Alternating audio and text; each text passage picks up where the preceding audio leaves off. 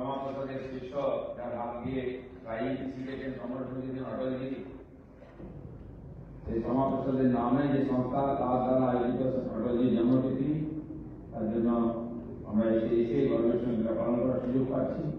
যে উপলক্ষে মঞ্চে উপস্থিত হয়েছেন এই সংস্থার কর্ণধার মাননীয় সভাপতি সেনাপতি আশিস বাবু, আমাদের পশ্চিমবঙ্গ ভারতীয় জনতা পার্টির সভাপতি তথা শিক্ষাবিদ ডক্টর সুকান্ত মজুমদার, এই সংগঠনের সংস্থাপক সচিব মাননীয় সুব্রত মুখার্জি, ডক্টর শৌর্য, অন্যান্য অনেক কার্যকর্তা যারা কিছু না কিছু সারা বছর শ্যামাপ্রসাদের নামে অনুষ্ঠান করে এই বিচারধারাকে জ্বালিয়ে রাখেন, সবাইকে আমার আন্তরিক শুভেচ্ছা। মাননীয় রাজ্য সভাপতি এসেছেন, মাননীয় আশিসবাবু আছেন, তারা আরো বিষয় আপনার সামনে রাখবেন। আজকে একাধিক কার্যক্রম আছে অটলজিকে নিয়ে, আমরা সেখানেও যাবো, সেখানে তার দিয়ে যেতে হবে। আমার অনেক পুরনো পরিচিত সবাই এখানে এসেছেন, নতুন ব্যক্তি এসেছেন। অটলজি ভারতবর্ষের রাজনীতিকে একটা দিশা দিয়েছেন। তার যে লম্বা জীবন, ছাত্র জীবন থেকে তিনি সামাজিক আর্থিক রাজনীতিক কাজে যুক্ত, ছাত্র আন্দোলন থেকে আরম্ভ করে সামাজিক কাজ RSS এর সঙ্গে যুক্ত হয়েছেন। পরবর্তীকালে কংগ্রেস প্রচারক হিসাবে নিজের সম্পূর্ণ জীবনকে সমর্পণ করেছেন। পরবর্তীকালে রাজনীতিতে এসেছেন এবং সকল রাজনীতি শুধু নয়, এমপি হয়েছেন, প্রধানমন্ত্রী হয়েছেন, তার আগে বিদেশ মন্ত্রী হয়েছেন।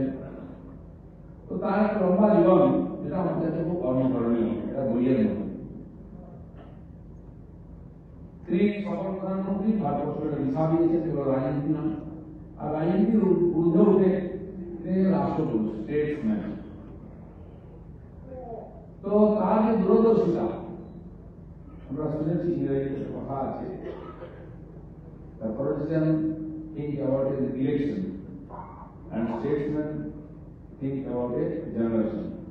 তো আগামী প্রজন্মের জন্য কি দিয়ে যাচ্ছি আমরা, সবার কাছে প্রশ্ন এটা, যে যেখানে কাজ করছি করি না, আমাদের ভবিষ্যৎ প্রজন্ম যেন মাথা উঁচু করে সম্মানের সঙ্গে বুক টান করে মাঠে ভারতীয় হিসাবে সুখে শান্তিতে সম্মানের সঙ্গে থাকতে পারে, সেরকম দেশ গড়ে যেতে হবে, সমাজ গড়ে যেতে হবে। সবাই চেষ্টা করছে নিজে নিজে জায়গায়। রাজনীতি থেকে যারা আমরা আছি, আমরা সব চেষ্টা করছি, কিন্তু রাজনীতিটা খালি দেখা যাচ্ছে এখন রাজনীতিবিদদের সম্বন্ধে লোকেদের ধারণা খুব খারাপ। তখন তারা দুর্নীতি ব্যাপক, তাদের ব্যক্তিগত যে জীবনযাপন চরিত্র ব্যবহার খুব অনুকরণযোগ্য নয়। প্রায় খবর দেখছিলাম, সেটাই খবর সারাদিন।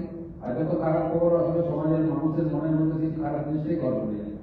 সেখানে বাচ্চাদের সবসময় ভালো জিনিস শেখা খারাপ, কিন্তু আপনি টিভি চালাবেন সেই খবর, পেপার দেখবেন সেই খবর, সোশ্যাল মিডিয়ায় দেখুন সেই খবর। তো ভালো হবে কি করে, ভালো আদর্শ পাবে কি করে? বাবা মা ভালো আগে একটা কথা, এই করতে হবে, এই করতে হবে, অসংখ্যায় বললেন, কিন্তু দেখছে কি সমাজে সব দেখেছে। পজিটিভ যা আছে তাকে মাঝে মধ্যে তুলে ধরা কথা। রাষ্ট্রপুরুষ হিসাবে, প্রধানমন্ত্রী মন্ত্রী হিসাবে অটলজির জীবন একটা আমাদের কাছে আর দীপস্তম্ভের মতো লাইট হাউস, যাকে দেখে আমরা এগিয়ে পারি। আমরা ছেলেমেয়েরাও বলতো এরকম হওয়া, সেরকম জীবন জীবন আমরা স্বামী বিবেকানন্দকে দেখিনি, শ্যামাপ্রসাদকে আমরা দেখিনি। আমার সৌভাগ্য হয়েছিল অটলজিকে দেখা কাছে। তখন আমি রাজনীতি করতাম না, আমিও সঙ্গে প্রচারক ছিলাম। একাধিক জায়গায় এসেছেন, আমি আন্দামান নিতে বলেছিলাম, সেখানে গেছেন। তখন প্রধানমন্ত্রী বড় আন্দোলন ছিল, সেখানে তার সেবা করার সুযোগ পেয়েছি। কিন্তু তার সম্বন্ধে আমি আগে থেকে জানি না, কিন্তু প্রধানমন্ত্রী হলেন শেষ করে। তার জীবন একটা, তিনি কবি ছিলেন, সাহিত্যিক ছিলেন, দার্শনিক ছিলেন। তার যে কবিতা, প্রেরণাদায়ী কবিতা একটা হিন্দিতে, তার বাংলা অনুবাদ হয়েছে। সেই কবিতা শুনলে নিজের মনের মধ্যে স্ফূর্তি আসে। আর সেই কবিতার মতোই তার জীবন ছিল, যে কথাগুলি তিনি বলেছেন ওজস্বী ভাষায়, সেভাবে জীবনযাপন করতাম। আর যখন দেশ তাকে সুযোগ দিয়েছে প্রধানমন্ত্রী বানিয়েছে, তিনি দেশকে দিয়েছেন। যেমন সারা দেশকে রাজপথের মাধ্যমে জুড়ে দিয়েছে, সমস্ত দেশে সমস্ত রাজ্যের রাজধানীকে রাজপথে জুড়ে দিয়েছে। আজকে 6 লেন 4 লেন রাস্তা দেখছি আমরা, 8 লেন 10 লেন হয়ে গেছে। সেই রাস্তা আমাদের ভারতবর্ষের জীবনের গতি দিয়েছে। মানুষ গ্রামে থাকতো, ছেলেমেয়েরা পড়াশোনার জন্য, চিকিৎসার জন্য, অন্যান্য চাকরি বাকরির জন্য, ব্যবসার জন্য বাইরে যাবে, রাস্তা ছিল।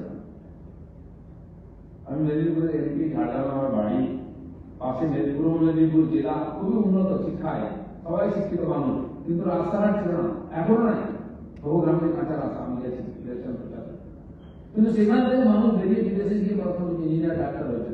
তাদের বাবা মার চেষ্টা, ছেলে মেয়েদের মনের ইচ্ছা ইচ্ছা মনে দিলে যে সম্ভব হবে, কিন্তু একজন দুজন কেন যাবে? পুরো গ্রামের ছেলে চায় বাইরে কেন যাবে না, সে ব্যবস্থা ছিল না।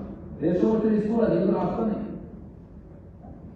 আজকে সেই রাস্তাঘাটে যে প্রয়োজনীয়তা আমরা অনুভব করছি, তাই তাহলে রাজপথ নয়, হাইওয়ে নেই, তার সঙ্গে গ্রামকে যুক্ত, গ্রাম সড়ক যোজনা করে প্রত্যেকটি গ্রামের যাতে শিক্ষার জন্য যেতে পারে, চিকিৎসার জন্য যেতে পারে, ব্যবসা চাকরির জন্য যেতে পারে, বয়স্করা আসতে পারেন, আপনি ইচ্ছা হলে অন্য জায়গায় যেতে পারেন, সেরকম রাস্তা করে দিয়েছেন। শুধু তাই নয়, সেখানকার সমাজ জীবন, আর্থিক জীবনকে, কৃষিকে, ব্যবসাকে আরো উন্নত করার জন্য, সেখানকার উৎপাদিত সামগ্রী, ফসলকে বাইরে নিয়ে যাওয়ার জন্য, বাইরে থেকে সামগ্রী নিয়ে আসা, সার বীজ থেকে আরম্ভ করে আনাজ রেশম নিয়ে আসার জন্য সেই ব্যবস্থা দরকার ছিল, সেটা দেশে দেখিয়ে মানে প্রধানমন্ত্রী মোদী সেটাকে আরো বাড়িয়ে নিয়ে গেছেন। এখন বড় বড় রাস্তা, অটোমোবাইল টেকনোলজি, সায়েন্সে উন্নত হচ্ছে, গাড়ি এসেছে, মানুষ গাড়ি ব্যবহার করতে, তখন ট্রাক্টর যাওয়ার জায়গা ছিল না, ব্রিজ ছিল না খালের উপর দিয়ে, এখন গাড়ি যাচ্ছে। এখন তো প্রধানমন্ত্রী গাড়ি রাজপথকে রাজপথ রাখেননি, বিমানপথ করে দিয়েছেন। হাইওয়ে গ্রামের বাড়ির বিমান নেমে যাচ্ছে, প্রায় 7-8 জায়গায় ভাগ করছে চলে যায়। তো এই দূরদর্শিতা এটা অবশ্যই দিয়েছেন আমাদের। তো তাই না, দেশকে ভৌগোলিকভাবে যুক্ত করেনি, সাংস্কৃতিক রাজনৈতিক ভাবে দেশকে যুক্ত করেছে। তার আগে কংগ্রেস পার্টি ক্ষমতায় ছিল ভারতবর্ষ বহু বছর, প্রায় 60 বছর। তারা সারা দেশ থেকে জিতেছে, একক সরকার চালাতেন, পরে একক ক্ষমতা ছিল না, তো কোয়ালিশনের প্রশ্ন উঠে। সেই কোয়ালিশন বা সমবেত সরকার সমস্ত পার্টিকে নিয়ে বানানোর যে উদাহরণটা ওটা তিনি দিয়েছেন, 24টি পার্টিকে একত্রিত করে সরকার চালিয়েছেন সফলভাবে, এবং তিনি যে কাজ করে দিয়ে গেছেন সেটা উদাহরণ দিয়ে গেছেন। সেই মহান ব্যক্তি তার সারা জীবনে যে তপস্যা, সাধনা, ত্যাগ, তার ফল আমরা প্রধানমন্ত্রী তাকে পেয়েছি, তার কাছ থেকে পেয়েছি। আর অনেক বড় কাজ করছেন। ভারতবর্ষ বিশ্বকালী আন্দোলন বহু বছরের, তার কারণ দেশে জাতপাতের ভেদ, অনুন্নয়ন, ভৌগোলিকভাবে দূরত্ব, যোগাযোগ ব্যবস্থা অসুবিধা, ভাষাগত ভেদ, রাজ্য ভাষা অনুযায়ী হচ্ছে তার জন্য আবার আন্দোলন, রাজ্যের মধ্যে রাজ্য, এই সমস্যা চলতো। আর সেই নিয়ে রাজনীতি হতো, সেই নিয়ে নতুন নতুন পার্টি তৈরি হতো, এদের একটা এমএলএ দিতে, এমপি দিতেছে, সে তার দেশ নিয়ে কোনো চিন্তা নেই, আমার এটা চাই ওটা চাই, দেশের বিরুদ্ধে আন্দোলন এখনো চলছে। কৃষকদেরকে, অন্য লোকদেরকে খেপিয়ে দেশের একতার বিরুদ্ধে তাদের স্লোগান দিয়ে আন্দোলন করানো হচ্ছে, মানুষের জীবন প্রতিষ্ঠা করা হচ্ছে। সেই সমস্ত ছোট ছোট দল, ছোট ছোট পার্টি, তাদের জন্য দিল্লির যে ক্ষমতার সাথ দিয়েছেন, শুধু তাই না, দেশ যে কত বড়, কোটি কোটি মানুষের দেশ, তার দায়িত্ব আপনার উপরে আছে। আপনি আপনার কথা বলে হবেন, আপনার জাতির কথা, সমাজের কথা, এলাকার কথা বলে হবেন, কোনো দেশের কথা বলবেন। এই মূল ধারাতে এই সমস্ত পার্টিগুলি নিয়ে এসেছেন, তাদেরকে দায়িত্বশীল করেছেন এবং বুঝিয়েছেন যে রাষ্ট্রীয় রাজনীতির সঙ্গে আপনাকে যুক্ত হতে হবে। রাজনীতি হলে দেনা পাওয়া নয়, নিজের পরিবারের উন্নয়ন নয়, সমাজকে নিয়ে যেতে হবে। তিনি কবিতার মাধ্যমে, ভাষণের মাধ্যমে বারবার এই জিনিস তুলে ধরেছেন আমাদের সামনে।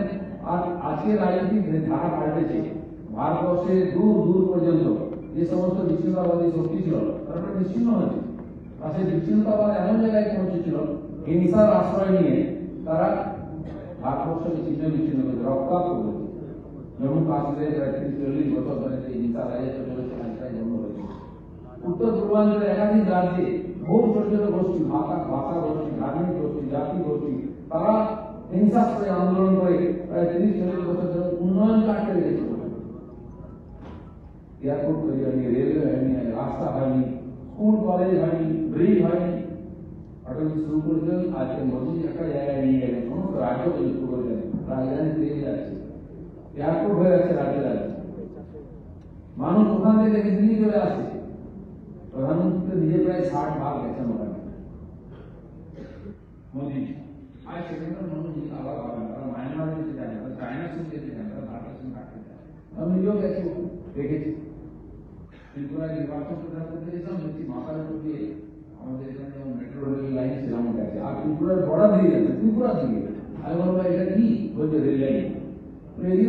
ত্রিপুরার ভিতর দিয়ে কলকাতা যাবে, এখান থেকে বর্তমানে আপনি ট্রেনে চড়ান 36 ঘন্টা লাগে আগরতলা যেতে, কলকাতা।